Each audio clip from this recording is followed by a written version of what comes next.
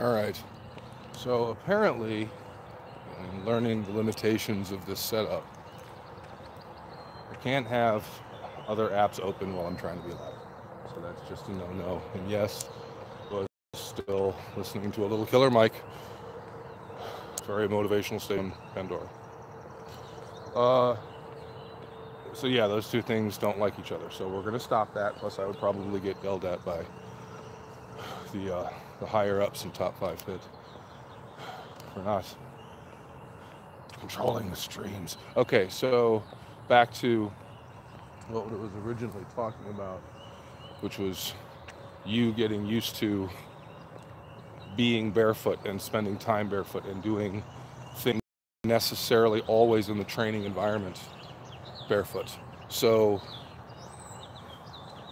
if I say I have to cut my grass, if I have to, drag trash to the corner, all those things that, happen on a daily basis, but we don't really give any credit to. Those are some of the most challenging positions your feet and ankles will get into. So, in my opinion, and the mindset that I try to maintain, it is difficult. But basically, opportunities to train are everywhere. If you have the benefit of being in an environment where you're not going to get looked at funny if you decide to drop down and knock out some push-ups or stand up from your desk chair and bend at the waist and hips and crank on your hamstrings a little bit, whatever the case may be, push-ups on the floor next to the trash can, these are all things that you should take advantage of. And when I hear, I'm done calling them excuses, because they're not excuses anymore. It's just these reasons why not to, which I know sounds redundant, but I feel like I cheapen it by calling it excuses, because 50% of the time, and I have to understand this as a trainer, the reasons are completely valid. I've got a guy that I work with right now who finds it difficult to get down to the gym to train, but at the same time, he's basically head foreman of new construction on his own property. So I can only bitch so much. I realize that, I have to push the method of, you get it done.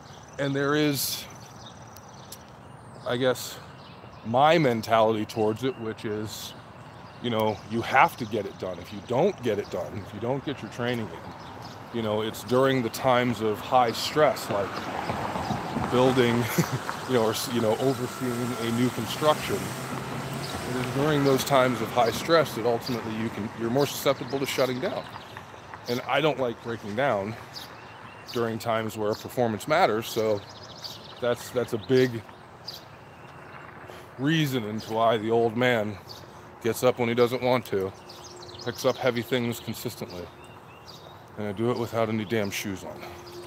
So this is all stuff that, it's very much common sense, but sometimes it's some of the first things to get forgotten as somebody's moving through their, fitness transformation or journey. So if you can, try to remember that we are flesh and bone, even though we don't really want to believe it.